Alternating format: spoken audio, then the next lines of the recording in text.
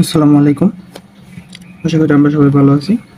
আজকে আমরা জীববিজ্ঞান দ্বিতীয় পত্রের তৃতীয় চ্যাপ্টার দেখব, সেটা হচ্ছে পরিপাক ও শোষণ। প্রথমে আমরা দেখব যে শোষণের সংজ্ঞা।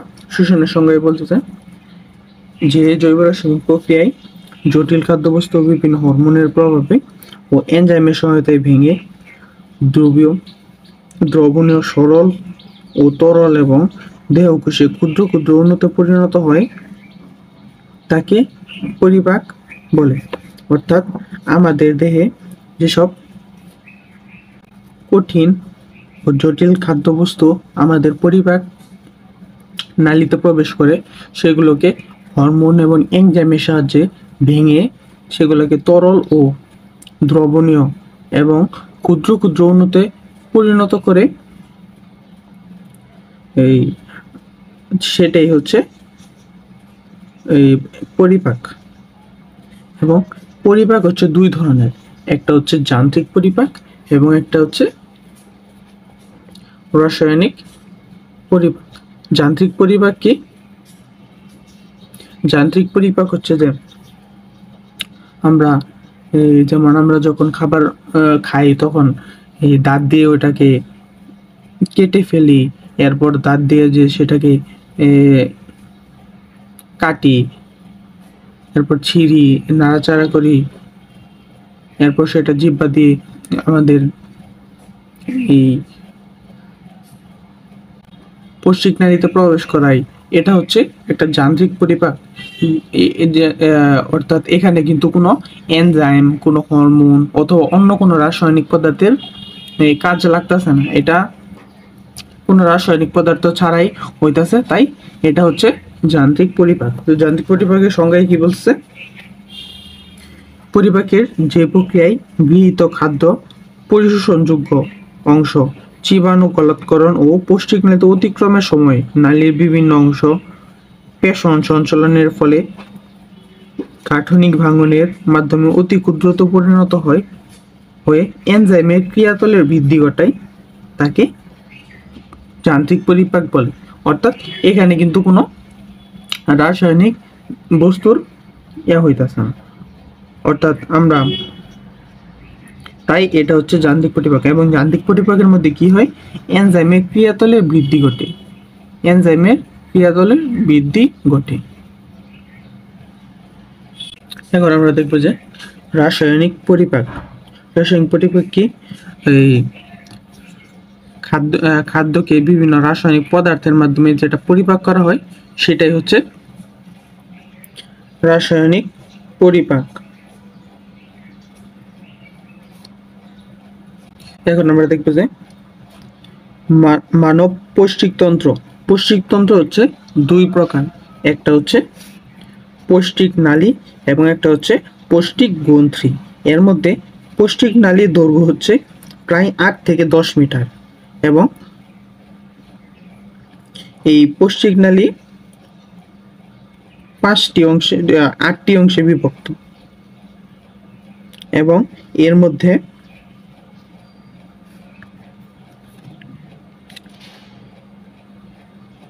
পাকস্থলী 5টি অংশে, ক্ষুদ্রান্ত 3টি অংশে এবং বৃহদান্ত 3টি অংশে বিভক্ত। এবং এই সবগুলোর নাম কিন্তু খুবই ইম্পর্টেন্ট। এবং পৌষ্টিক নালী কয়টি? পৌষ্টিক গ্রন্থি কয়টি? পৌষ্টিক গ্রন্থি হচ্ছে 5টি। এখন কথা হচ্ছে যে পৌষ্টিক নালী কি আর পৌষ্টিক গ্রন্থি কি? পৌষ্টিক নালী হচ্ছে আমাদের মুখ থেকে একদম পায়ুপথ পর্যন্ত যে পেঁচানো নালীটা আছে, এই যে অর্থাৎ এই যে আমাদের মুখমণ্ডল থেকে একদম এই যে এখান থেকে শুরু করে একদম পেঁচিয়ে পেঁচিয়ে যে নালীটা একদম পায়ুপথ পর্যন্ত আসছে, এটা হচ্ছে পৌষ্টিক নালী। আর পৌষ্টিক গ্রন্থি হচ্ছে যে পরিপাক রস ক্ষরণকারী, অর্থাৎ এই পরিপাকের জন্য বিভিন্ন রস ক্ষরণ করে, সেগুলো হচ্ছে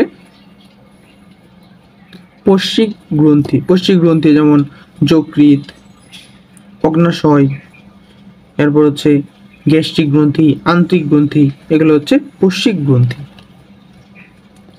এবার আমরা দেখবো যে পৌষ্টিক নালী কি কি আছে। পৌষ্টিক নালীর মধ্যে আছে যে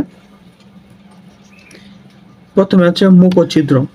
মুখচ্ছিদ্রের পরে কি, মুখচ্ছিদ্রের পরে হচ্ছে মুখবিবর। মুখবিবর হচ্ছে যে আমরা হা করলে যে ভিতরে যে ফাঁকা জায়গাটা, অর্থাৎ মুখগহ্বর, মুখের যে গর্তটা, সেটা হচ্ছে মুখবিবর। এরপর হচ্ছে গলবিল। গলবিল অর্থ এই যে এটা, যেটা আসলে আমাদের যেখান থেকে আমাদের গলাটা শুরু হইতেছে সেটা হচ্ছে গলবিল।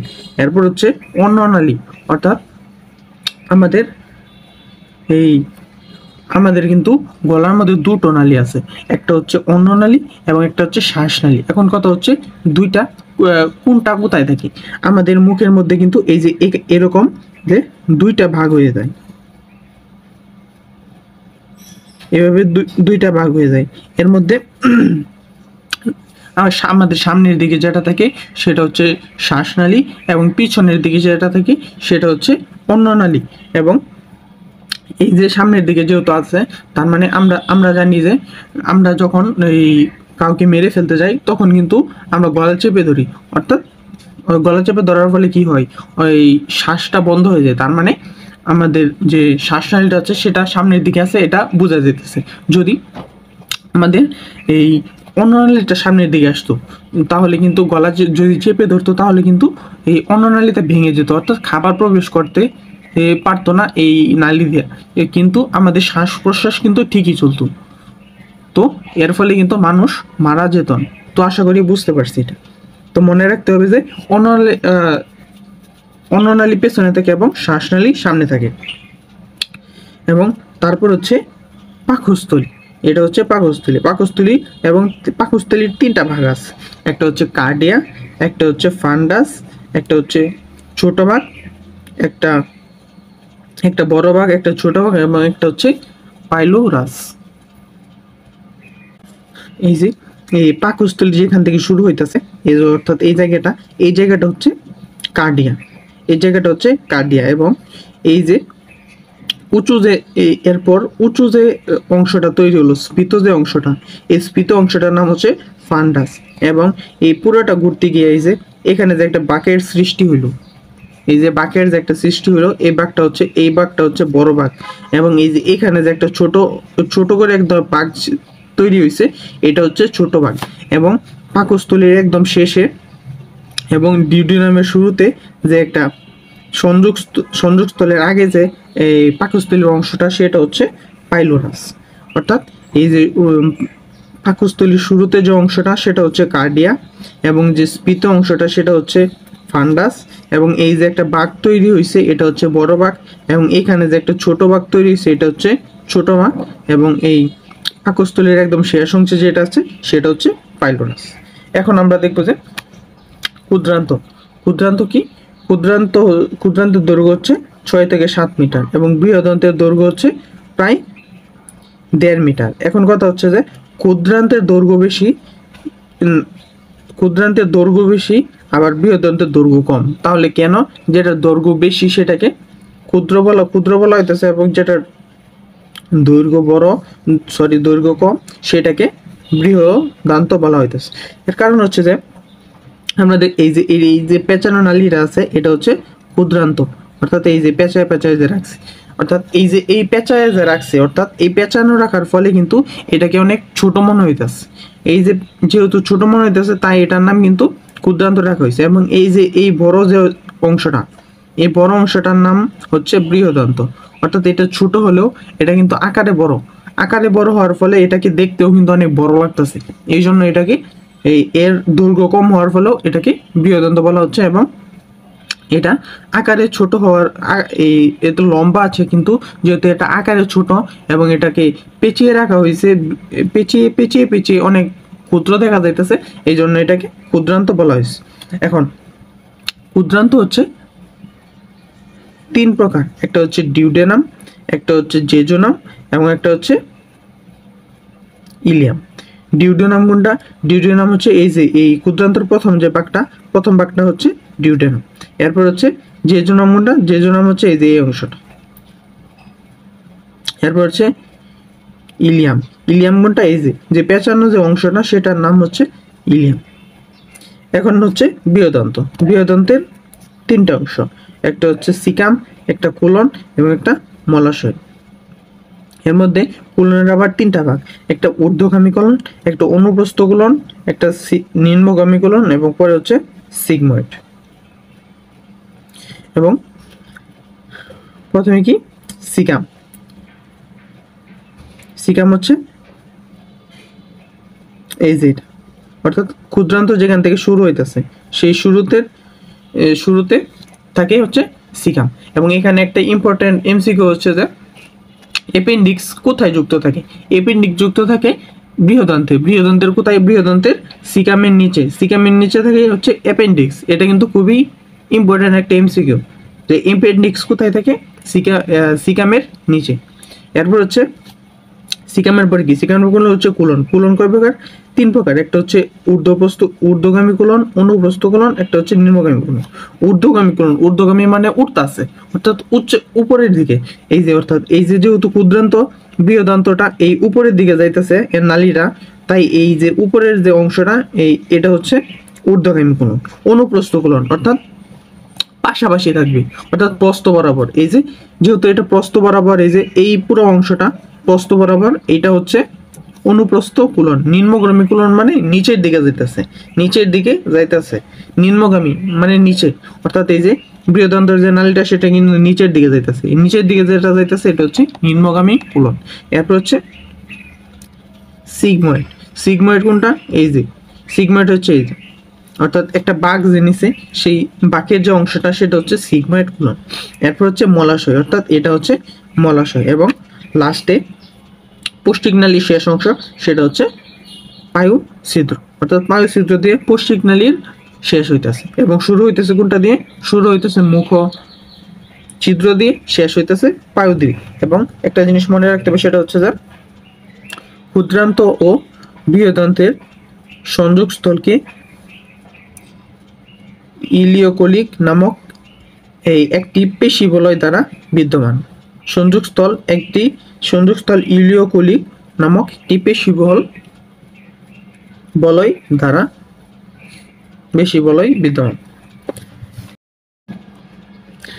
এখন আমরা দেখব মানুষের পৌষ্টিকনালীতে বিভিন্ন জটিল খাদ্যের কয়টি ধাপে সম্পন্ন হয়। কয়টি ধাপে সম্পন্ন হয় সেটা হচ্ছে 6টি ধাপে সম্পন্ন হয়। কিভাবে?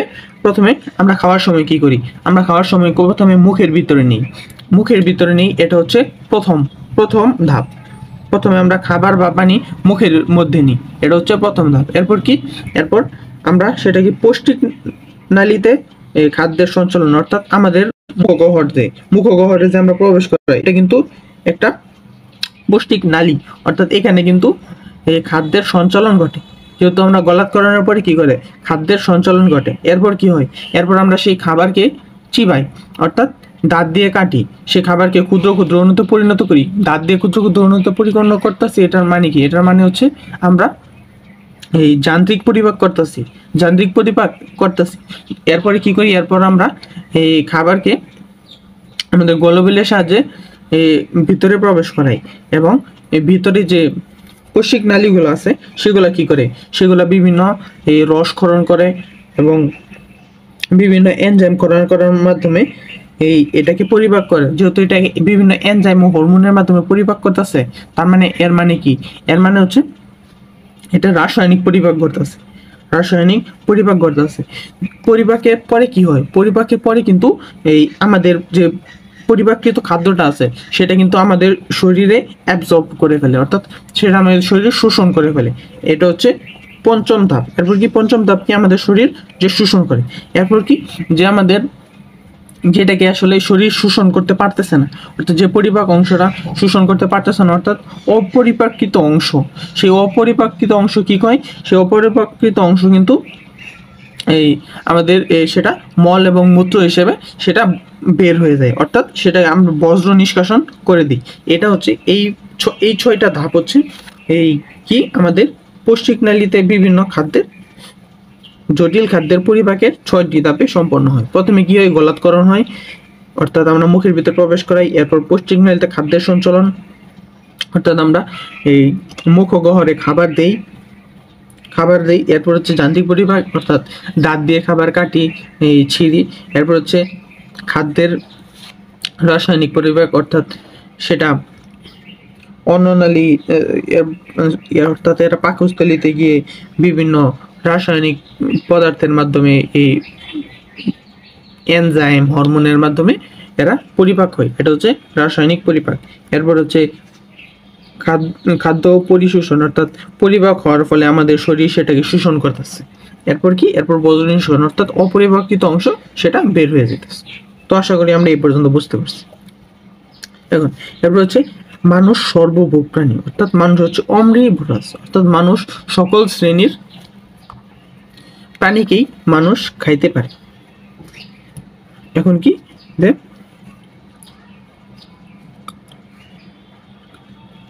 খাদ্যের মধ্যে আমরা জানি যে 6টা উপাদান রয়েছে। একটা হচ্ছে শর্করা, আমিষ, স্নেহ, ভিটামিন, খনিজ লবণ, পানি। এই 6টা অংশ রয়েছে এই খাদ্যের উপাদানের মধ্যে। কিন্তু এই খাদ্যের যে উপাদান, এই খাদ্য উপাদানের মধ্যে 3টি হচ্ছে এই পরিপাকের প্রয়োজন হয় না। একটা হচ্ছে ভিটামিন, একটা হচ্ছে খনিজ লবণ, একটা হচ্ছে পানি। এই 3টা কি পরিপাক প্রয়োজন হয় না, কারণ এইগুলা এই শুরু থেকেই এই ক্ষুদ্র, অর্থাৎ যেগুলো আয়ন হিসাবেই থাকে, যেগুলো আর কি কোনো অর্থাৎ এগুলাকে ভাঙার প্রয়োজন হয় না, এগুলা সবসময় সরল ফর্মেই থাকে। আমাদের যখন এই পরিপাক নালীতে ঢুকতেছে এগুলো সরল ফর্মেই থাকে, তাই এগুলোকে পরিপাক গ্রহণযোগ্য করার দরকার হয় না, এগুলো সরাসরি আমাদের শরীর শোষণ করতে পারে। তো এটা কিন্তু খুবই ইম্পর্টেন্ট যে কোশ্চেন আসতে পারে যে নিচের কোনটি পরিপাক করা যায়, অর্থাৎ এই 3টা দিয়ে দিবে এবং সাথে এই আমিষ দিয়ে দিল, অর্থাৎ আমাদের জানতে হবে যে এই 3টা পরিপাক করা যায় না, এই 3টা পরিপাক করা যায় না। এরপর আমরা সুষম খাদ্যের একটা তালিকা দেখব। সুষম খাদ্য কি কি? প্রথম হচ্ছে আমিষ, শর্করা, আমিষ, স্নেহ অর্থাৎ চর্বি, ভিটামিন, খনিজ লবণ এবং পানি। এবং এগুলার কাজটা আমাদের জানতে হবে, প্রথমে কি, প্রথম হচ্ছে শর্করা। শর্করা কি, আমরা যখন অসুস্থ থাকি অর্থাৎ দুর্বল থাকি, তখন কিন্তু আমরা যে দুর্বল, তখন আমরা ওই দুর্বলকে দেখলেই প্রায়ই বলি যে এই তোর তো গায়ে কোনো শক্তি নাই, তুই ভাত খাস না। অর্থাৎ কি, ভাত খাস না এই কথাটা বলার অর্থটা কি? অর্থাৎ এই কথাটা বলার অর্থ হচ্ছে যে শক্তি না থাকলে ভাত খাইতে হবে, অর্থাৎ এই ভাত খাইতে হবে, অর্থাৎ ভাত খাইলে শরীরে কর্মদক্ষতা বৃদ্ধি পাবে, অর্থাৎ শরীরে কাজ করার যে ক্ষমতা সেটা বৃদ্ধি পাবে। অর্থাৎ ভাত খাওয়ার ফলে আরেকটা কি হইতেছে, আরেকটা হচ্ছে শক্তি উৎপন্ন হইতেছে। কি তাপ শক্তি উৎপন্ন হইতেছে, যার ফলে আমাদের কর্মদক্ষতাও বৃদ্ধি পাইতেছে।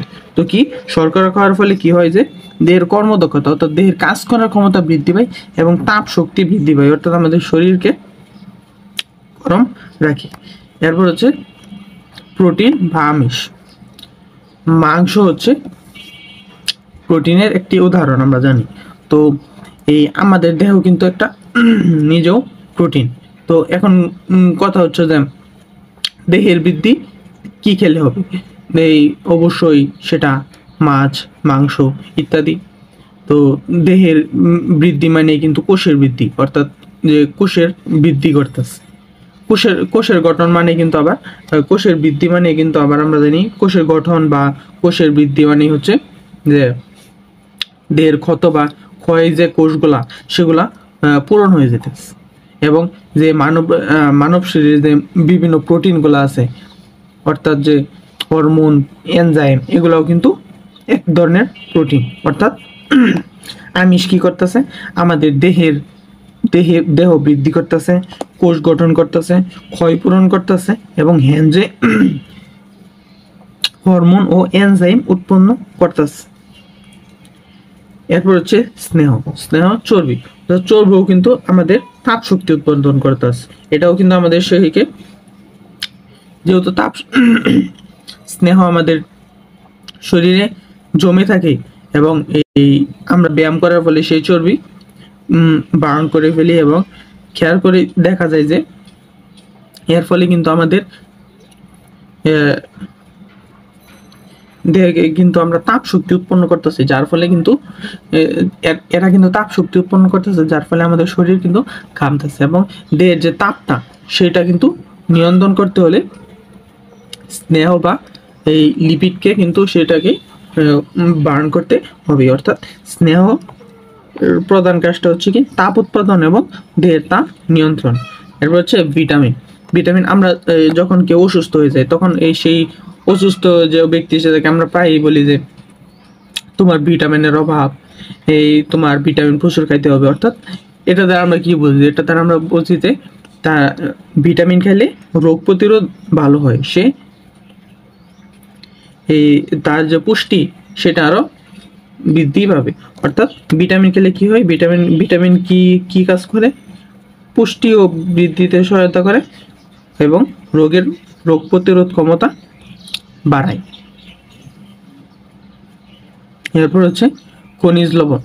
খনিজ লবণ হচ্ছে আমরা কি করি, আমরা এই বিভিন্ন তরকারিতে এবং বিভিন্ন খাবারে এটা দিয়ে থাকি এবং এটা কি শরীরের পুষ্টি ও বৃদ্ধিতে এই খনিজ লবণ সহায়তা করে। অর্থাৎ স্বাভাবিক যে পুষ্টি এবং বৃদ্ধি সেটাতে এই খনিজ লবণটা সাহায্য করে।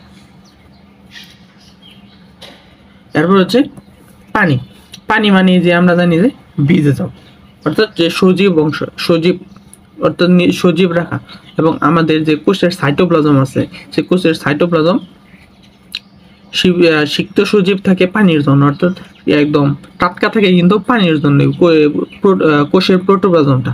এবং যে আবার পানি ছাড়া কিন্তু রাসায়নিক বিক্রিয়া সম্ভব নয়, তেমনি এই শরীরের বিক্রিয়াও কিন্তু সম্ভব না। তার মানে পানি কি করতেছে, পানি প্রোটোপ্লাজমকে সিক্ত ও সজীব রাখা এবং কোষের বিপাক ক্রিয়া নিয়ন্ত্রণ রাখা হচ্ছে পানির প্রধান কাজ। তো আশা করি আমরা এটা বুঝতে পারছি। তো এই পরিমাণগুলো আমরা আসলে কিভাবে মনে রাখবো, এই পরিমাণগুলো আসলে আমরা মনে রাখতে পারবো যে আমাদের হয়তো পরীক্ষায় আসবে না, কিন্তু আমাদের দৈনিক কাজে ব্যবহার করতে পারি। যেমন পানি কিন্তু সবচেয়ে বেশি খাওয়া দরকার। পানি আমাদের 6টি উপাদানের মধ্যে সবচেয়ে বেশি কি খাওয়া দরকার, সবচেয়ে বেশি খাওয়া দরকার হচ্ছে এই পানি। এরপর কি, পানির পরে সবচেয়ে বেশি খাওয়া দরকার হচ্ছে এই যে ভিটামিন এবং ভিটামিন খাওয়ার ঠিক আছে,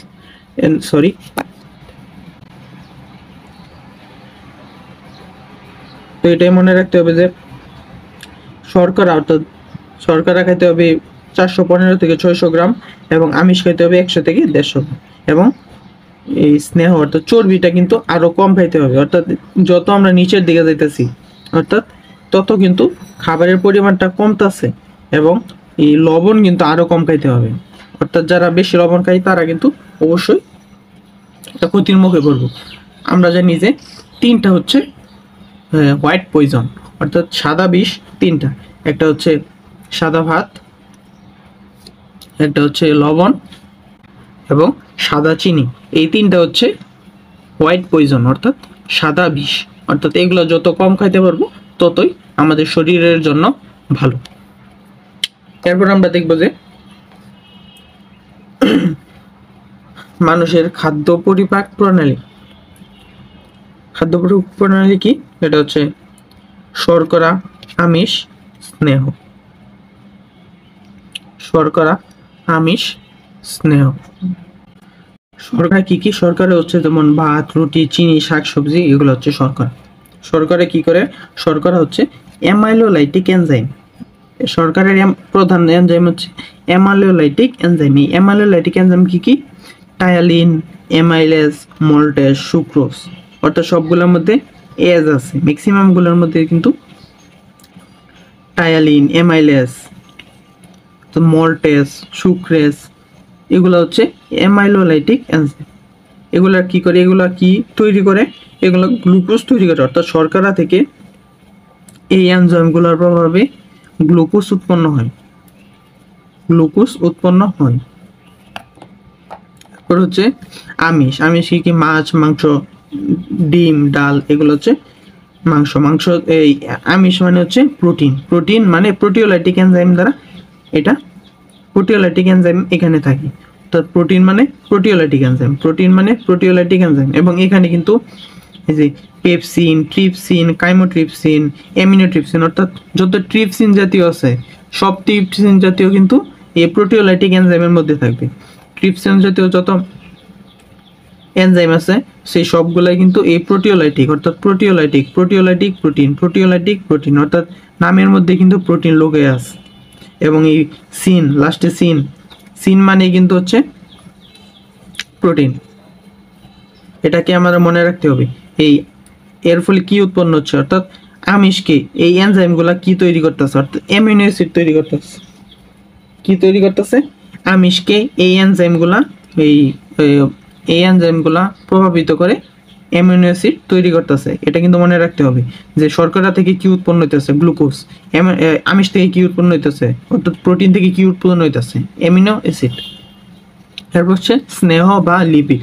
স্নেহ বা লিপিড কি কি? যেমন খাদ্য, ভোজ্য তেল, ঘি, মাখন, চর্বি ইত্যাদি হচ্ছে স্নেহ বা লিপিড। লিপিড মানে লাইপোলাইটিক এনজাইম। লিপিড লাইপোলাইটিক অর্থাৎ নামের মধ্যে কিন্তু একটা মিল আছে। লিপিড লাইপোলাইটিক, প্রোটিন প্রোটিওলাইটিক এবং শর্করা অ্যামাইলোলাইটিক, এই কার্বোহাইড্রেট অ্যামাইলোলাইটিক। তো এটা একটু ব্যতিক্রম, কিন্তু বাকি দুইটা কিন্তু একদম নামের ভিতরেই এর নাম লুকায় আছে। যেমন প্রোটিওলাইটিক প্রোটিন, লাইপোলাইটিক লিপিড অর্থাৎ এটা যদি লাইপিড বলি আমরা লাইপিড, তাহলে এটা কিন্তু লাইপোলাইটিক হয়ে যেতেছে। যে লাইপোলাইটিক অর্থাৎ লাইপোলাইটিক লিপিড। তো এটার নামগুলো সিমিলার। লাইপোলাইটিক এনজাইম কি কি? যেমন পাকস্থলীয় আন্ত্রিক লাইপেজ, ফসফোলাইপেজ, কোলেস্টেরল ও গ্লিসারেজ, এস্টারেজ অর্থাৎ লেসিথিনেস অর্থাৎ যে কঠিন নামগুলো আছে সেগুলো কিন্তু এই লাইপোলাইটিক এনজাইম। অর্থাৎ পাকস্থলীয় ও অন্ত্রীয় লাইপেজ, এই ফসফোলাইপেজ অর্থাৎ লাই আছে লিপিড লাই, এবং কোলেস্টেরল ও গ্লিসারল এস্টারেজ। এরপর হচ্ছে লেসিথিনেস। এগুলো হচ্ছে কি? Lipolytic enzyme. তো এই লাইপোলাইটিক এনজাইমের ফলে স্নেহখাদ্য কিসে পরিণত হইতেছে? স্নেহখাদ্য ফ্যাটি অ্যাসিড ও গ্লিসারলে পরিণত হচ্ছে। এগুলো কিন্তু খুবই ইম্পর্টেন্ট। কোনটা থেকে কি তৈরি হইতেছে? শর্করা থেকে অ্যামাইলোলাইটিক এনজাইমের প্রভাবে গ্লুকোজ উৎপন্ন হইতেছে। অ্যামাইলোলাইটিক এনজাইম কি কি? আয়ালিন, অ্যামাইলেজ, মল্টেজ, সুক্রেজ এগুলো হচ্ছে অ্যামাইলোলাইটিক এনজাইম। এরপর আমিষ কি হইতেছে? আমিষ অ্যামিনো অ্যাসিডে পরিণত হইতেছে। কার প্রভাবে? প্রোটিওলাইটিক এনজাইমের প্রভাবে। প্রোটিওলাইটিক এনজাইম কি কি? পেপসিন, ট্রিপসিন, কাইমোট্রিপসিন, অ্যামিনোট্রিপসিন অর্থাৎ সিন আছে সবগুলোতে। এরপর স্নেহদ্রব্য কি হইতেছে? ফ্যাটি অ্যাসিড ও গ্লিসারলে পরিণত হইতেছে। কিসের প্রভাবে? Lipolytic enzyme. লাইপোলাইটিক এনজাইম কি কি? পাকস্থলীয় ও অন্ত্রীয় লাইপেজ, ফসফোলাইপেজ, কোলেস্টেরল ও গ্লিসারল এস্টারেজ, লেসিথিনেস অর্থাৎ কয়েকবার যদি আমরা পড়তে থাকি তাহলে কিন্তু আমরা এটা মনে রাখতে পারবো। খুব বেশি কঠিন কিছু না। এখন আমরা দেখব যে মুখ অভিপরে খাদ্য পরিপাক অর্থাৎ যে মুখের যে গহ্বরটা আছে সে মুখ গহ্বরে খাদ্য পরিপাক।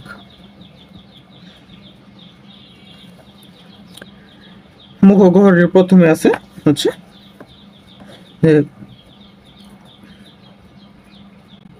প্রথমে কিন্তু আছে যে দাঁত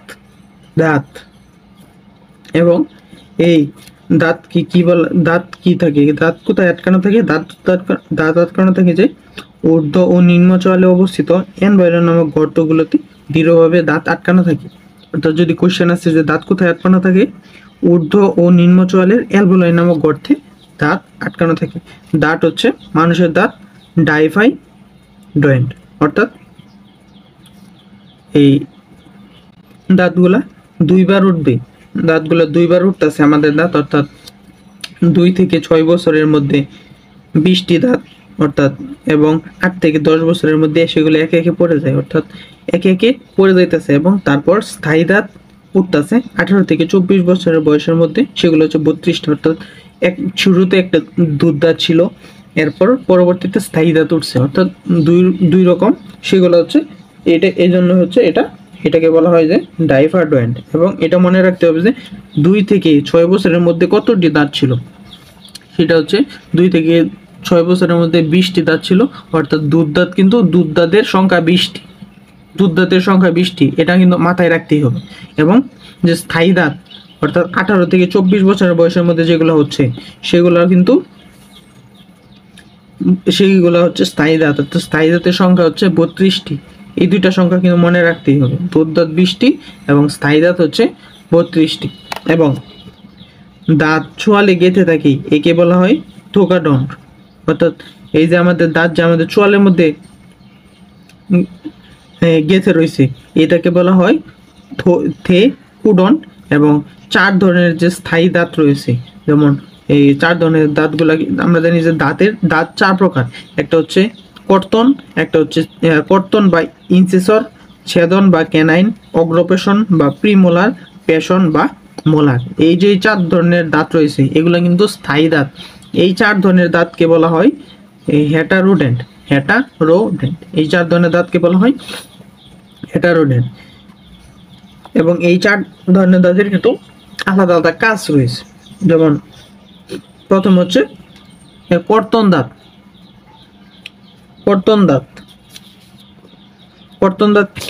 কোনগুলো? কর্তন দাঁত হচ্ছে যে এই যে সামনের যে দাঁতগুলা থাকে, সামনের যে দাঁতগুলা সেগুলো হচ্ছে কর্তন দাঁত। এই কর্তন দাঁত কি করে আমরা বুঝতেই পারতেছি। এই কর্তন দাঁত এই খাবারগুলোকে কেটে ফেলে, অর্থাৎ এই যে খাবার কাটা ছেঁড়ার কাজে সাহায্য করে কি এই কর্তন দাঁত, অর্থাৎ কর্তন কাটা, অর্থাৎ নামের মধ্যে কিন্তু কাটাকাটির একটা ব্যাপার রয়েছে। এই কর্তন দাঁত কয়টি?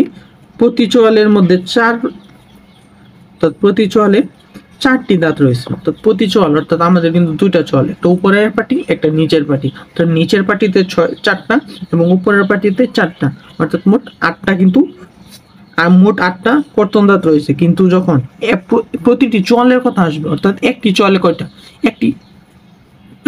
একটি চোয়ালে 4টা, 2টি চোয়ালে 8টা, মোট 8টা কিন্তু কর্তন দাঁত রয়েছে, কিন্তু শুধুমাত্র একটি চোয়ালে 4টা দাঁত রয়েছে।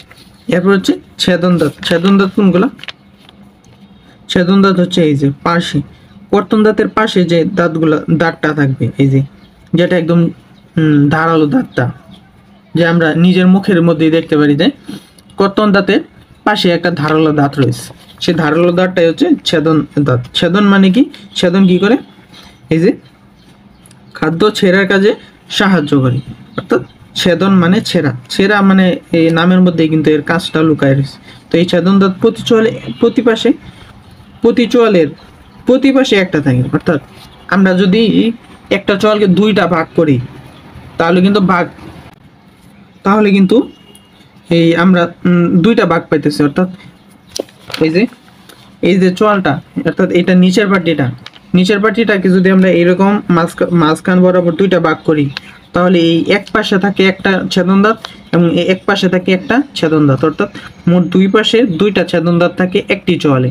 এবং ঠিক উপরের পাটিতেও সেই এক পাশে থাকে একটা ছেদন দাঁত, আরেক পাশে থাকে আরেকটা ছেদন দাঁত, মোট 2টা থাকে, অর্থাৎ 2 পাটি মিলা 4টা ছেদন দাঁত থাকে। এবং এটা মনে রাখতে হবে যে যদি এই পাটিটা হাফ করে ফেলি তাহলে কিন্তু এক পাশে থাকে 2টা কর্তন দাঁত এবং আরেক পাশে থাকে 2টা কর্তন দাঁত, অর্থাৎ একটি চোয়ালের এক পাশে থাকে 2টা ছেদন দাঁত, 2টা কর্তন দাঁত এবং একটি ছেদন দাঁত। এই যে ক্যালকুলেশনগুলো, অর্থাৎ যে প্রশ্নের যে পেজগুলো, এগুলো কিন্তু বুঝতে হবে। যদি কোশ্চেনে বলে প্রতিটি চোয়ালে কতটি কর্তন দাঁত থাকে তাহলে হবে 4টা। আর যদি বলে প্রতিটি চোয়ালের প্রতি পাশে কয়টি দাঁত থাকে তাহলে আনসার কিন্তু হবে 2টা। আর যদি বলে যে এই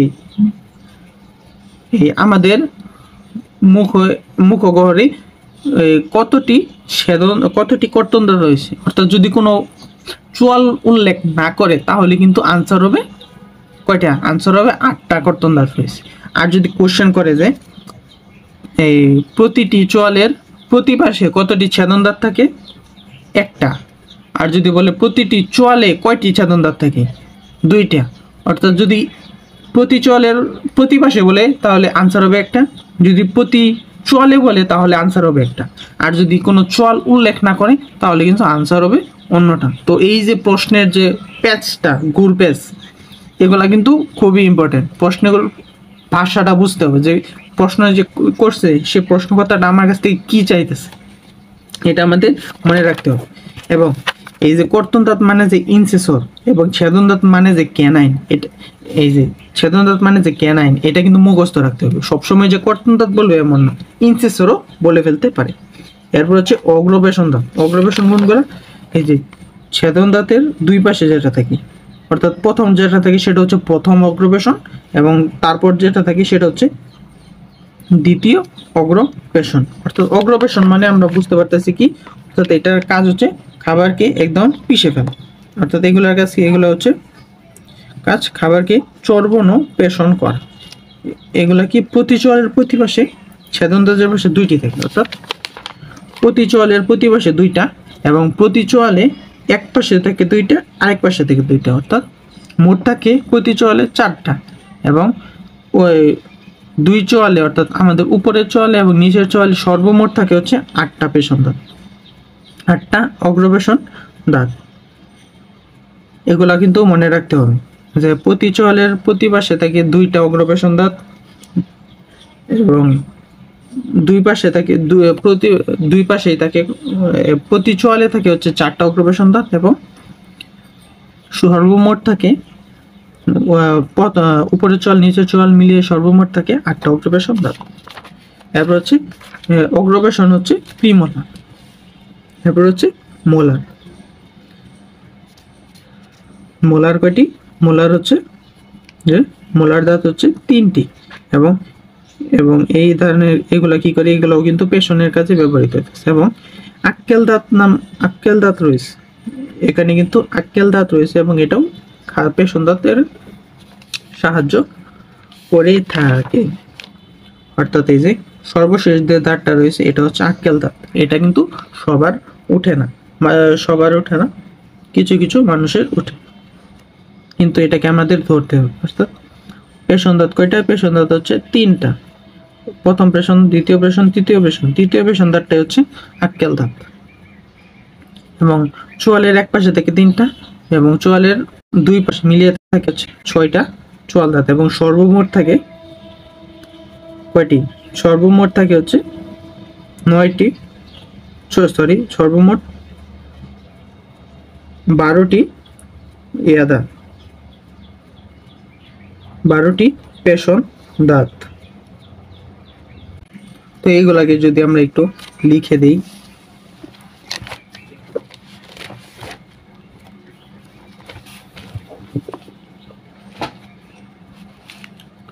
প্রথমে কি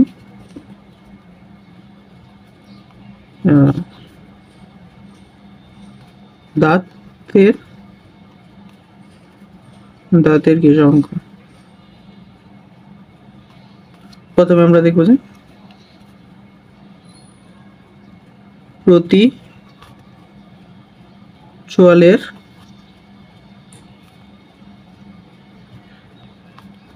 প্রতি পাশে, প্রতি চোয়ালের প্রতি পাশে।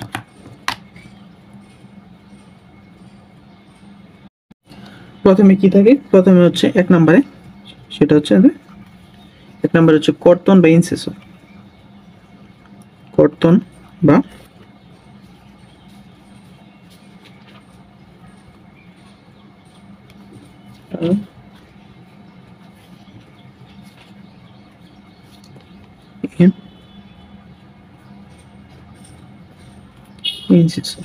অর্থাৎ প্রতি চোয়ালের প্রতি পাশে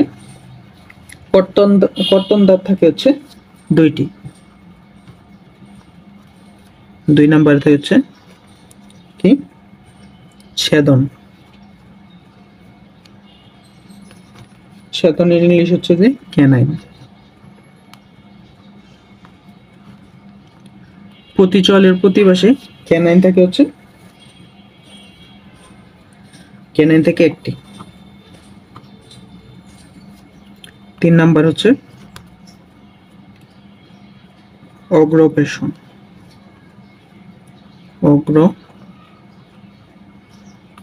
অগ্রবেশন হচ্ছে প্রিমোলার।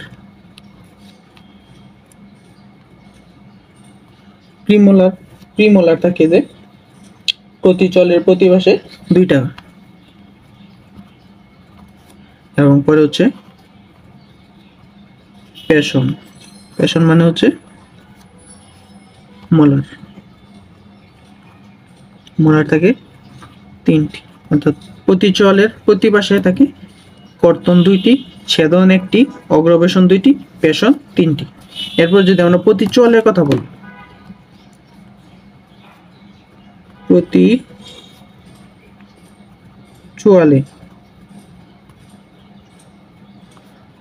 চোয়ালে যদি বলি যে প্রতি চোয়ালে থাকে 1 নাম্বার কর্তন বা ইনসেসর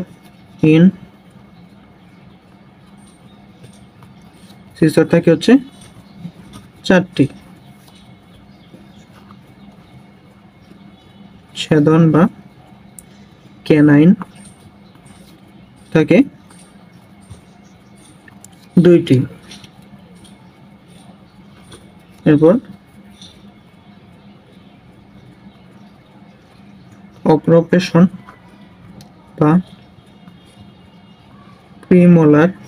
প্রিমোলার থাকে হচ্ছে 4টি, এবং পেশন বা মোলার থেকে 6টি। অর্থাৎ প্রতি চলে কয়টি দাঁত থাকতেছে? প্রতি চলে দাঁত থাকতেছে 6 আর 4 10, 10 আর 4 16টি, অর্থাৎ প্রতি চলে কিন্তু 16টি দাঁত থাকতেছে। আর প্রতি চলের প্রতি পাশে দাঁত থাকতেছে কয়টা? 3 4 4 আর 4 হচ্ছে 8টা। প্রতি চলের প্রতি পাশে 8টা দাঁত, এবং প্রতি চলে হচ্ছে কয়টি দাঁত? 16টি দাঁত থাকতেছে। 16টি দাঁত,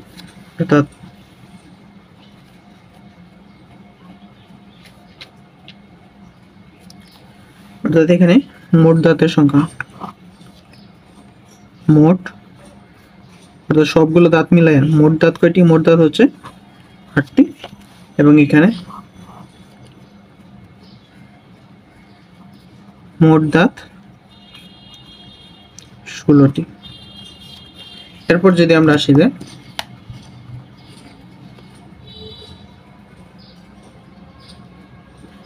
মোট স্থায়ী দাঁত কতগুলা, অর্থাৎ উভয় চোয়ালের সংখ্যাটা মোট হয়ে যাবে তখন, অর্থাৎ কোনো চোয়াল উল্লেখ করলো না যে মোট দাঁতের সংখ্যা, অর্থাৎ মোট দাঁত যদি বলে, অর্থাৎ উভয় চোয়াল বলে যে উভয় চোয়াল বা কোনো কিছু উল্লেখ করলো না, উভয় চোয়াল বা মোট দাঁতের সংখ্যা, উভয় চোয়ালে বা মোট দাঁতের সংখ্যা। তাহলে কি হবে? তাহলে কর্তন বা ইনসিসর হবে 8টা,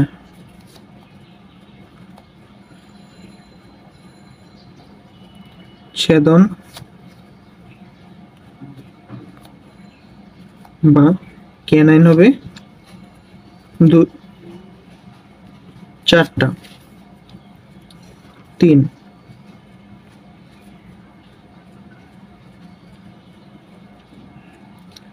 অগ্রপেশন বা প্রিমোলার হবে 8টি, এবং পেশন বা মোলার হবে কয়টি? মোলার হবে 12টি। এখানে মোট দাঁত কয়টি? মোট দাঁত হচ্ছে 8 আর 16, 16 আর 4 কত? 20, 20 32, অর্থাৎ 32টি। অর্থাৎ যদি বলে যে উভয় চলে মোট কর্তন দাঁতের সংখ্যা কয়টি? কর্তন দাঁতের সংখ্যা 8টি। যদি বলে প্রতি চলে কর্তন দাঁতের সংখ্যা কয়টি? প্রতি চলে কর্তন দাঁতের সংখ্যা 4টি। আর যদি বলে প্রতি চলে প্রতি পাশে কর্তন দাঁতের সংখ্যা কয়টি? সেটা হচ্ছে 2টি। তো এই যে ক্যালকুলেশন, এই যে কথার একটা প্যাচ, এই যে 3টা কথা, কিন্তু তিনটা কথা, একটা প্রতি চলের প্রতি পাশে, একটা প্রতি চলে এবং একটা উভয় চলে বা মোট দাঁতে। এই যে এই কথাগুলো আমাদের মাথায় রাখতে হবে যে কখন কোনটা চাইছে, কখন কোনটা চাইছে এটা আমাদের মাথায় রাখতে হবে। এখন আমরা দেখবো যে দাঁতের সংকেত। দাঁতের সংকেত কি বলছে, এটা হচ্ছে উপরের পাটি একটা উপরের পাটির প্রতি পাশে, অর্থাৎ যদি দন্ত সংকেতটা যে এখানে যে বলছে যে I2 C1 P2 M3, অর্থাৎ এটা দ্বারা কি বোঝাইছে, এটা দ্বারা বোঝাইছে যে এই যে এইটা, অর্থাৎ এই যে I2 অর্থাৎ অর্থাৎ প্রতি চলের প্রতি পাশের অংশটা তারা বোঝাইছে। এই যে অর্থাৎ এই যে ইনসেসর আই কয়টা, দুইটা। এই ক্যানাইন সি কয়টা, একটা, তার মানে একটা C1। অগ্রবেশন অর্থাৎ পি মোলার, অর্থাৎ পি কয়টা, এখানে পি হচ্ছে দুইটা। তারপর হচ্ছে পেশন কয়টা, পেশন হচ্ছে তিনটা, মানে পেশন মানে মোলার হচ্ছে 3। এই যে প্রতি পাশের প্রতি চলের প্রতি পাশেরটা এই যে এখানে বোঝাইছে, প্রতি চলের প্রতি পাশে এখানে 2 দ্বারা গুণ কেন দিছে, কারণ এক পাশে যেহেতু আছে তার মানে দুই পাশেরটা থাকবে বেশি, অর্থাৎ এটা এক পাশেরটা বলছে। আমরা জানি প্রতি চলে দুইটা ভাগ হয়েছে, একটা আছে আমরা এক পাশেরটা জানছি এবং এখানে 2 দিয়ে গুণ করে আরেক পাশ বলে দেওয়া হয়েছে, অর্থাৎ এই যে এটা, এই যে এই বিষয়টা বলছে 2 দিয়ে গুণ করে দিছে, মানে এই যে এইটাকে বোঝাইছে, অর্থাৎ I2 C1 P2 M3 into 2। অর্থাৎ এখন কিন্তু যেহেতু 2 দ্বারা গুণ করে দিচ্ছে, 2 দ্বারা গুণ করে দেওয়ার ফলে আমরা প্রতি চলেরটা পেয়ে যাইতেছি। আর যদি 2 দ্বারা গুণ করার আগে প্রতি চলের প্রতি পাশেরটা ছিল, অর্থাৎ এখানে কয়টা এই ইনসেসরের কয়টা, এগুলো 2 দ্বিগুণে 4টা, এই যে 4টা। ক্যানাইন কয়টা, canine is 1 into 2 equal to 2। তারপর পি মোলার কয়টা, P into 2 2 into 2 equal to 4, তার মানে এই যে প্রি মোলার 4। তারপর মোলার দেখি যদি 3 into 2, তার মানে 3 দুগুণে 6, এই যে 6টা। অর্থাৎ 2 দ্বারা গুণ করার আগে ছিল প্রতি চলের প্রতি পাশে, এবং যখন 2 দ্বারা গুণ করে দিচ্ছে তখন হয়ে গেছে কয়টা, তখন কিন্তু এই সেটা প্রতি চলের হিসাবটা বেড়ে গেছে। এখন এই যে এখানে যে লিখছে ভাগ লিখছে, অর্থাৎ এই যে এই ডিভাইডেড বাই এটা, অর্থাৎ এই 2 ডিভাইডেড বাই এটা বোঝায়নি, অর্থাৎ এটা হচ্ছে উপরের পাটির কথা বলছে, এটা হচ্ছে নিচের পাটির কথা বলছে। অর্থাৎ উপরের পাটিতে কয়টা থাকে, 8 into 2 মানে 16টা থাকে, এবং নিচের পাটিতে থাকে 8 into 2 অর্থাৎ 16টা, অর্থাৎ মোট থাকে হচ্ছে 32টা। অর্থাৎ ইয়ার সংকেতটা কি, অর্থাৎ স্থায়ী দন্তের সংকেতটা হচ্ছে এই যে এটা I2 C1 P2 M3 by I2 C1 P2 M3। অর্থাৎ উপরের চলের এক পাশে থাকে এতগুলা এবং নিচের চলের এক পাশে থাকে এতগুলা। অর্থাৎ এই সংকেতটা আমাদের মুখস্থ রাখতে হবে, এই যে এগুলা না, এই সংখ্যাগুলা না, এই যে এই পুরাটা আমাদের মনে রাখতে হবে। এরপর হচ্ছে দুধদাঁতে কি বলছে যে দুধদাঁতের সংকেত কি, যেমন I2 অর্থাৎ ইনসেসর অর্থাৎ কর্তন 2টা, ক্যানাইন একটা, কিন্তু এবং মোলার 2টা। কিন্তু এখানে কিন্তু মোলার 2টা কেন বলছে, কারণ দুধদাঁতে কিন্তু আক্কেল দাঁত থাকে না, অর্থাৎ একটা আক্কেল দাঁত থাকে না, এবং এখানে কিন্তু আবার প্রি মোলার দাঁতও নাই। যেহেতু এখানে প্রি নাই তার মানে দুধদাঁতে প্রি মোলার নাই। এবং এটা কিন্তু খুবই ইম্পর্টেন্ট একটা এমসিকিউ, যে দুধদাঁতে কোন দাঁত থাকে না, সেটা হচ্ছে প্রিমোলার বা অগ্রপেশন। দুধদাঁতে কোন দাঁত থাকে না, সেটা হচ্ছে প্রিমোলার বা অগ্রপেশন। এবং এখানে কয়টা আছে, উপরে আছে 2 আর 1, 3 আর 2 5টা দাঁত। এই যে 5টা প্রতি চলের এক পাশে, তার মানে 2 পাশে হয়ে যাবে 2 দ্বারা গুণ করলে, এবং উপরে চলে 10টা থাকে, নিচে চলে 10টা, অর্থাৎ 20টা দাঁত থাকে। এবং এটা এই সংখ্যাটাও কিন্তু মুখস্থ রাখতে হবে, অর্থাৎ এই সংখ্যাগুলো না, এই যে I2 C1 M2, এবং এখানে কিন্তু সেম, যেমন I2 C1 P2 M3। অর্থাৎ এইখানে দুধদাঁতের পার্থক্যটা কি, দুধদাঁতের মধ্যে প্রিমোলার থাকে না, দুধদাঁতের মধ্যে প্রিমোলার থাকে না। এটা কিন্তু খুবই গুরুত্বপূর্ণ একটা এমসিকিউ, যে প্রিমোলার থাকে না, দুধদাঁতে কোন দাঁত থাকে না, সেটা হচ্ছে প্রিমোলার। এবং দুধদাঁতে কিন্তু আরেকটা দাঁত থাকে না, সেটা হচ্ছে আক্কেল দাঁত, এজন্য M2 হয়েছে। আর কিন্তু কোনো পার্থক্য নাই। তো আশা করি আমরা এই পর্যন্ত বুঝতে পারছি। এরপর আমরা দেখবো যে জিহ্বা, অর্থাৎ দাঁত দিয়ে কাটার সময় কিন্তু জিহ্বা আমাদের সাহায্য করে। কিভাবে সাহায্য করে, এই এক পাশ থেকে আরেক পাশে নিয়ে যায়, এটাকে উলট পালট করে দেয়, এটাই হচ্ছে জিহ্বার কাজ।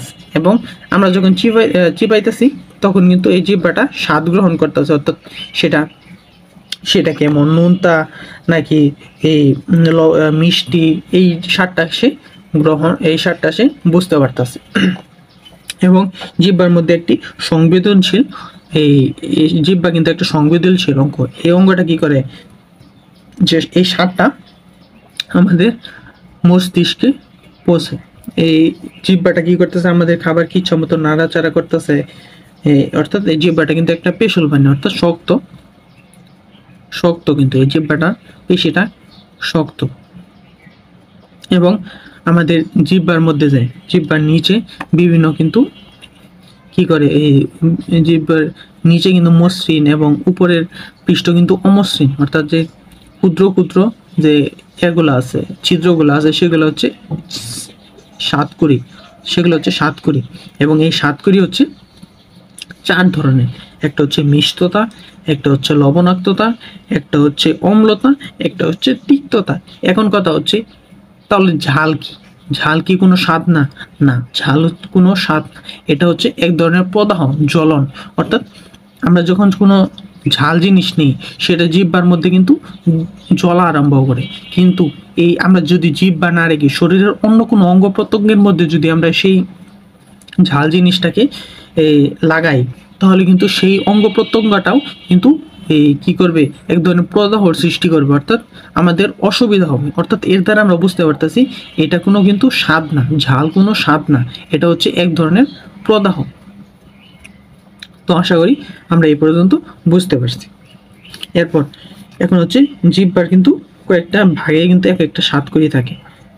যেমন উপরে একদম শুরুর ভাগে হচ্ছে মিষ্টতা, এবং এর পরের 2 ভাগে থাকে হচ্ছে লবণাক্ততা। এরপর একদম শেষের যে 2 পাশে সেটা হচ্ছে অম্লতা, এবং একদম শেষে থাকে হচ্ছে তিক্ততা, একদম শেষে তিক্ততা। তো আমরা এটাকে মনে রাখতে পারি যে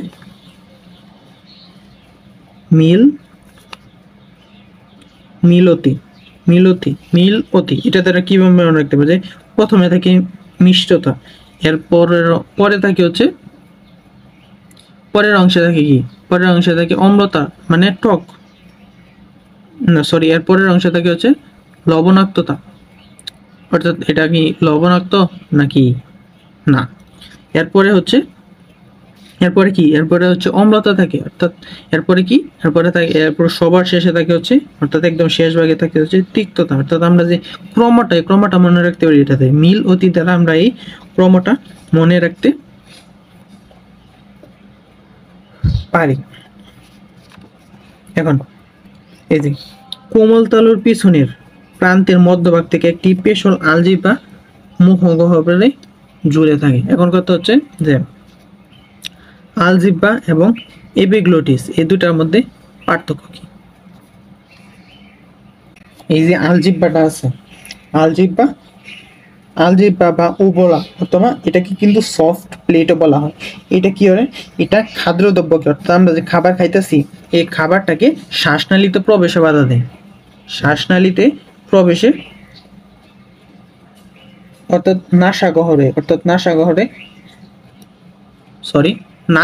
প্রবেশে বাধা দেয়। অর্থাৎ আমাদের নাকের যে গর্তটা আছে সেখানে প্রবেশ করতে বাধা দেয় কোনটা, সেখানে প্রবেশ করতে বাধা দেয় হচ্ছে আলজিহ্বা, উবলা বা সফট প্লেট। এবং যে এপিগ্লটিস আছে সেই এপিগ্লটিস আমাদের কি করে, সেই এপিগ্লটিস আমাদের এই পরিপাকৃত খাবারটা সে শ্বাসনালীতে প্রবেশ করতে বাধা দেয় এবং সেটাকে অন্ননালীতে প্রবেশ করায়। অর্থাৎ যখন এই যে আমাদের মুখের ভিতরে যাইতেছে, যে এখানে থাকে, এই যে মুখের ভিতরে এই যে গলার মধ্যে এখানে কিন্তু 2টা ভাগ হয়ে যেতেছে, একটা শ্বাসনালী একটা পৌষ্টিক নালী। একটা হচ্ছে শ্বাসনালীর শুরুতে কিন্তু এক ধরনের একটা জিহ্বার মতো শক্ত তালু থাকে, আমরা হাঁ করলেই কিন্তু আমরা যে দেখতে পাই, সেটা হচ্ছে যে এপিগ্লটিস। এই এপিগ্লটিস কি করতেছে, যখন আমাদের খাবারটা গিলতাছি তখন সেটা শ্বাসনালীতে লেগে যাইতেছে, অর্থাৎ একটা ডোরের মতো কাজ করতেছে, দরজার মতো। যখন আমরা খাবারটা গিলতাছি তখন সেটা এই শ্বাসনালীটা বন্ধ করে দিতেছে, অর্থাৎ শ্বাসনালী বন্ধ করে দিতেছে মানে কি আমাদের শ্বাস প্রশ্বাসটা বন্ধ হয়ে যেতেছে। এবং তার মানে আমরা বুঝতে পারি যে শ্বাস প্রশ্বাস বন্ধ হয়ে যাওয়ার আমরা বুঝতে পারি যে খাবার যখন আমরা গিলতেছি তখন আমরা শ্বাস প্রশ্বাস গ্রহণ করতে পারবো। এটা কেউ চাইলে এই এক্সপেরিমেন্ট করে দেখতে পারেন, যার যার নিজ দায়িত্বে। যদি কোনো ক্ষতি হয় তাহলে এর জন্য কর্তৃপক্ষ দায়ী থাকবে না। তো অর্থাৎ আমাদের খাবার গিলার সময় কিন্তু কি আমাদের বন্ধ থাকে, শ্বাস বন্ধ থাকে। এরপর যখন আমরা গিলে ফেলি তখন আলজিহ্বাটা কি করে, আলজিহ্বাটা সরে আসে, অর্থাৎ আমরা শ্বাস প্রশ্বাস গ্রহণ করতে পারি।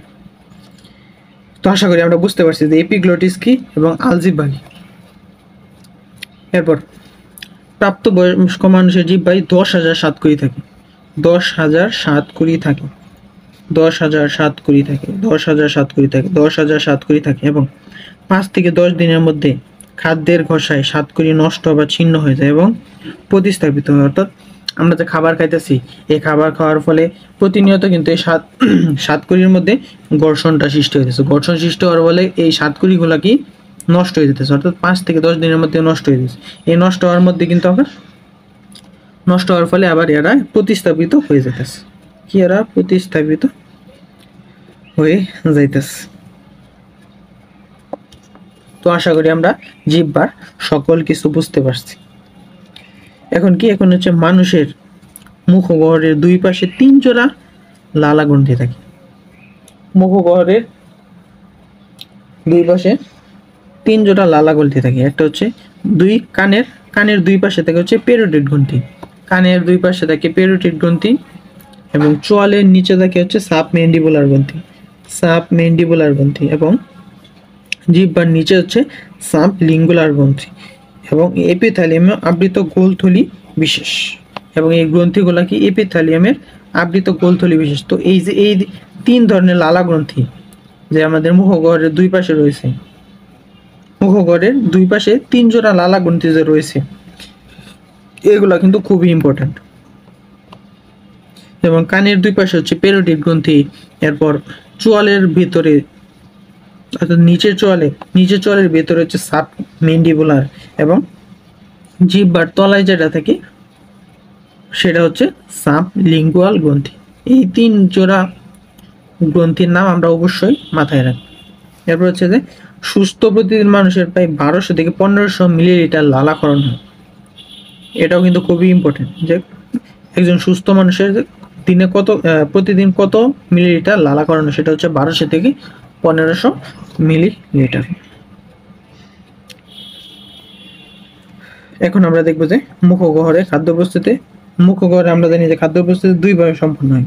একটা হচ্ছে যান্ত্রিক পরিপাক, একটা হচ্ছে রাসায়নিক পরিপাক। তো আমরা জেনেছি যান্ত্রিক পরিপাক কি, যেমন সেগুলা স্বাদ গ্রহণ করবে, তারপর জিহ্বা দিয়ে নাড়াচাড়া করবে, দাঁত দিয়ে কাটবে এবং কি করবে সেগুলা এই চিবিয়ে একদম খাদ্য মণ্ড তৈরি করবে। এরপর কোমল তলু বা নাসা ছিদ্রে প্রবেশে বাধা দিবে খাইয়ে, সেটা হচ্ছে সফট প্লেট বা এই কোমল তলু বা আলজিহ্বা বা উভলা যেটাই বলি, সেটা কি নাসা ছিদ্রে যেতে বাধা দিবে। এরপর 2টি নালী হয়ে গেছে, একটা শ্বাসনালী একটা অন্ননালী, এবং একটা হচ্ছে এই শ্বাসনালীতে এপিগ্লটিস যেতে বাধা দেয় এবং সেটা অন্ননালীতে প্রবেশ করে। অর্থাৎ এটা রিডিং দিয়ে দিব আমরা আমরা একটু আগে আমরা পড়ে আসছি যে যান্ত্রিক পরিপাকটা আসলে কি, কোনটা কোমলতল এপিগ্লটিস কি, এগুলো আমরা পড়ে আসছি। এগুলো একবার রিডিং দিবেন, আশা করি বুঝতে পারবেন। যদি কোনো সমস্যা হয় অবশ্যই জানাবেন। এরপর হচ্ছে রাসায়নিক পরিপাক। রাসায়নিক পরিপাক আমরা জানি যে 3 ধরনের খাদ্য কিন্তু পরিপাকের প্রয়োজন হয় না। একটা হচ্ছে ভিটামিন, খনিজ লবণ, একটা হচ্ছে পানি। তার মানে বাকি যে 3টা আছে শর্করা, আমিষ এবং স্নেহ, ওই 3টার পরিপাক ঘটবে। তো কি বলছে এখানে, শর্করা পরিপাক লালা গ্রন্থি থেকে নিঃসৃত লালারসে কি থাকে, লালার রস থেকে নিঃসৃত লালারসে থাকে টায়ালিন ও মল্টেস নামক শর্করা বিশ্লেষী এনজাইম। তার মানে সরকারি বিশ্লেষণ আমরা দেখে আসছি যে সরকারি বিশ্লেষণ মানে অ্যামাইলোলাইটিক এনজাইমগুলো কি কি? টায়ালিন,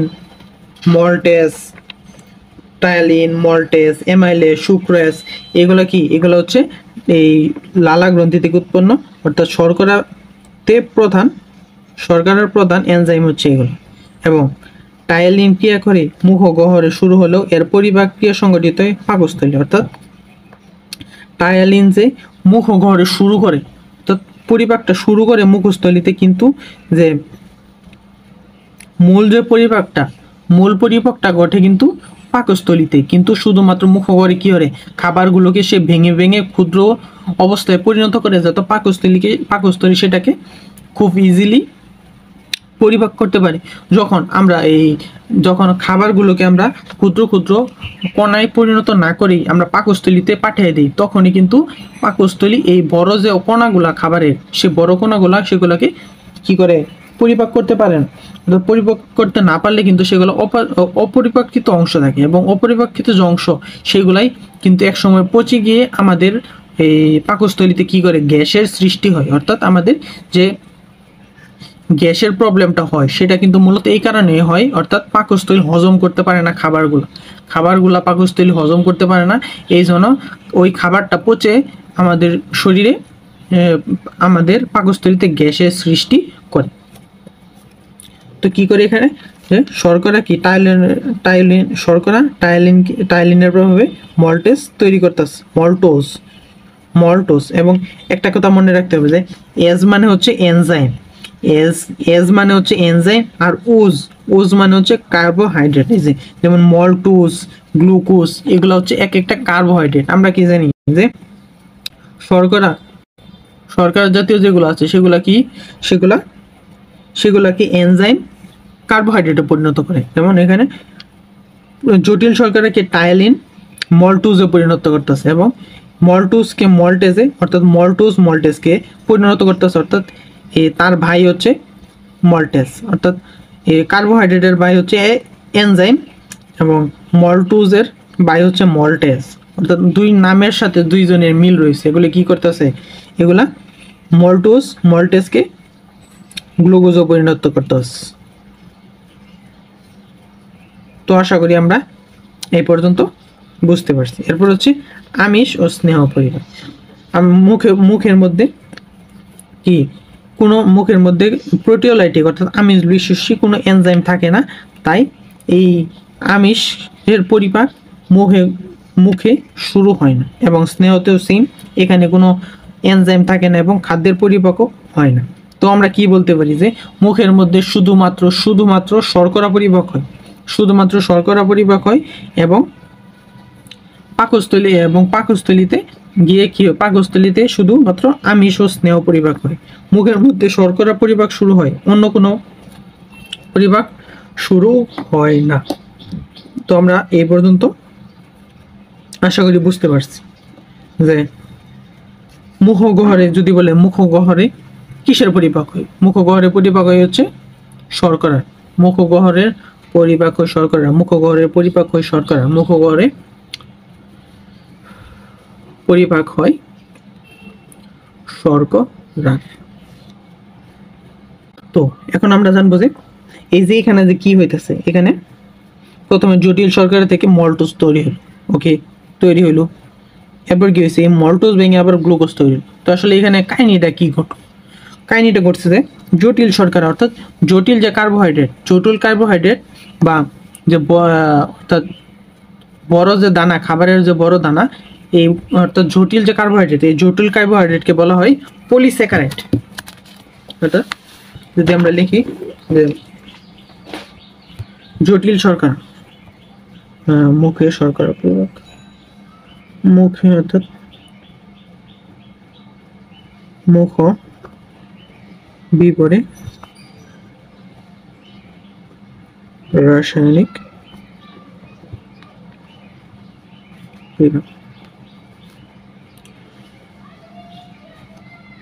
প্রথমে কি আমরা জানলাম যে জটিল শর্করা বা জটিল যে শর্করা, এই জটিল শর্করাকে বলা হয় পলিস্যাকারাইড।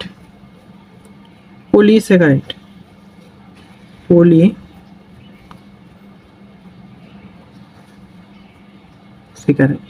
এই পলিস্যাকারাইড কি? পলিস্যাকারাইড যেমন হচ্ছে স্টার্চ, গ্লাইকোজেন, এগুলো হচ্ছে পলিস্যাকারাইড। পলিস্যাকারাইড গুলো কি কি? স্টার্চ,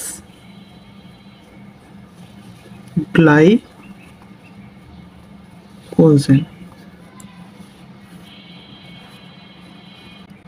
এই জটিল শর্করা ভেঙে কি হইতাছে? অপেক্ষাকৃত কম। অর্থাৎ এগুলা ভেঙে কি ভেঙে, অর্থাৎ এটা যদি আমরা বলি যে এগুলা ভাঙতেছে, এগুলা ভেঙে, অর্থাৎ এগুলা ভাঙবে, ভেঙে তৈরি হবে। অর্থাৎ এখানে যদি লিখি তৈরি হবে, কি তৈরি হবে? এগুলা ভেঙে, জটিল শর্করা ভেঙে কি তৈরি হবে? জটিল শর্করা বের হয়ে তৈরি হবে অপেক্ষাকৃত কম জটিল কার্বোহাইড্রেট। অপেক্ষাকৃত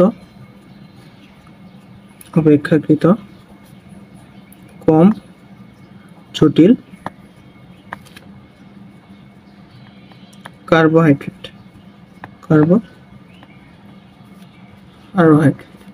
অর্থাৎ জটিল শর্করা ভেঙে অর্থাৎ কম কার্বোহাইড্রেট তৈরি হইতেছে।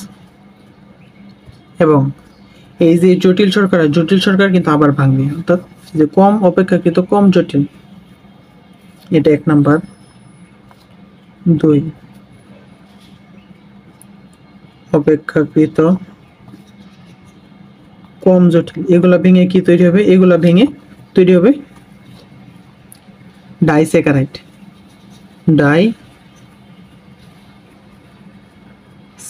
ডাইস্যাকারাইড কোনগুলা? ডাইস্যাকারাইড হচ্ছে মল্টোজ, সুক্রোজ এবং ল্যাকটোজ, এগুলো হচ্ছে ডাইস্যাকারাইড। এরপর হচ্ছে যে এই যে ডাইস্যাকারাইড হয়েছে, এগুলো মল্টোজ, সুক্রোজ, ল্যাকটোজ, এগুলো আবার ভাঙবে। 3 নাম্বার কি? যে ডাইস্যাকারাইড হয়েছে, ডাইস্যাকারাইড। এই ডাইস্যাকারাইড ভেঙে কি তৈরি হবে? এই ডাইস্যাকারাইড ভেঙে মনোস্যাকারাইড বা সরলে পরিণত হবে। মনোস্যাকারাইড বা সরলে পরিণত হচ্ছে। মনোস্যাকারাইড কি কি? মনোস্যাকারাইড হচ্ছে গ্লুকোজ, ফ্রুক্টোজ এবং গ্যালাক্টোজ। এগুলো হচ্ছে মনোস্যাকারাইড।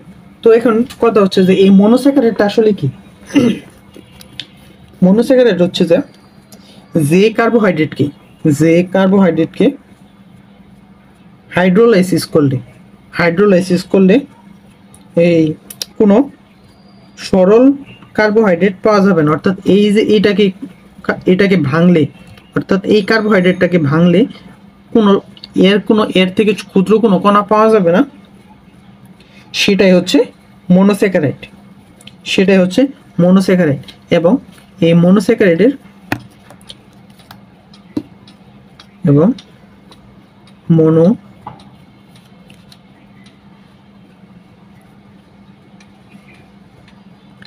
মনোস্যাকারাইডের সংকেত হচ্ছে CnH2nOn। এবং এই মনোস্যাকারাইডে কার্বনের সংখ্যা থাকে হচ্ছে ফিক্সড। অর্থাৎ মনোস্যাকারাইডে কার্বনের সংখ্যা কত?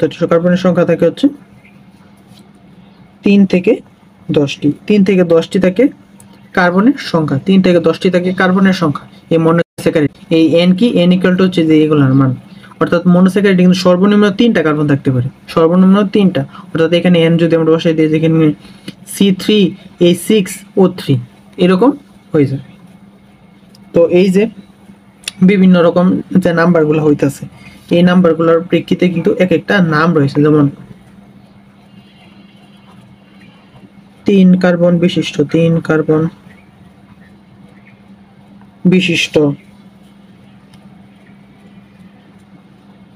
মনোস্যাকারাইড। 3 কার্বন বিশিষ্ট মনোস্যাকারাইড কি বলা হয়? কোন? ট্রাইওস। অর্থাৎ 3টা আছে ট্রাইওস। যদি 4 কার্বন বিশিষ্ট বলে, তাহলে সেটা হয়ে যাবে টেট্রোস। টেট্রোস। এবং যদি 5 কার্বন বিশিষ্ট হয় তাহলে হয়ে যাবে পেন্টোজ। পেন্টোজ। এরকম যদি 6 কার্বন বিশিষ্ট হয় তাহলে হয়ে যাবে যে হেক্সোজ। যদি 7 কার্বন বিশিষ্ট হয় সেটা হয়ে যায় হেপ্টোজ। 8 কার্বন হলে সেটা হয়ে যায় এই অক্টোজ। এবং 9 কার্বন বিশিষ্ট সেটা ননোজ, তারপর ডেকোজ। এরকম আসলে চলতে থাকে। এবং যে 6 কার্বন বিশিষ্ট যে 6 কার্বন বিশিষ্ট যে কার্বনটা আছে, অর্থাৎ 6 কার্বন বিশিষ্ট মনোস্যাকারাইড যেটা হচ্ছে হেক্সোজ। এই হেক্সোজকে কি বলে? এই হেক্সোজকে বলা হয় ফ্রুক্টোজ। এই হেক্সোজকে বলা হয় ফ্রুক্টোজ। অর্থাৎ ফ্রুক্টোজে কি 6টা অর্থাৎ 6টা কার্বন থাকে। হেক্সোজ, তারপরে ফ্রুক্টোজ, আর কি কি আছে যেমন আরো আছে এই গ্লুকোজ, এরপর গ্যালাক্টোজ,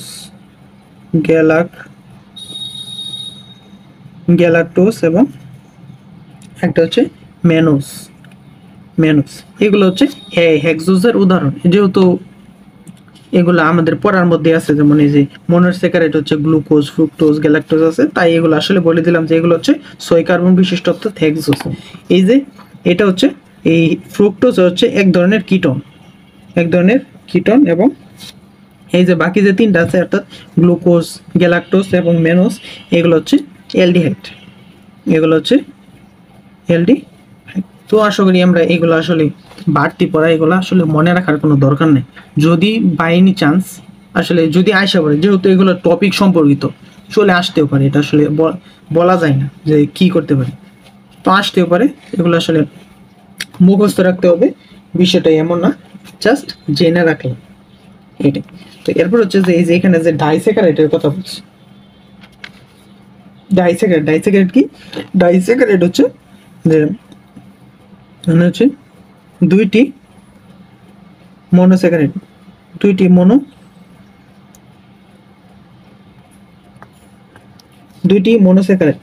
মনোস্যাকারাইড হচ্ছে এই ডাইস্যাকারাইড। 2 শ্রেণীর মনোস্যাকারাইড যুক্ত হয়ে কি তৈরি হয়? ডাইস্যাকারাইড। এবং যে পলিস্যাকারাইড, এই যে এখানে যে পলিস্যাকারাইডটা রয়েছে, এই পলিস্যাকারাইডটা হচ্ছে অনেকগুলা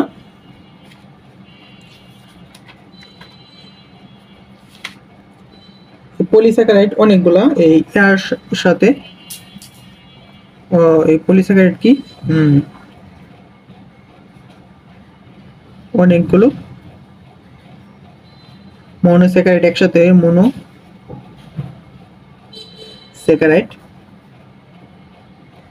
একসাথে হয়ে তৈরি হয়েছে এই পলিস্যাকারাইড।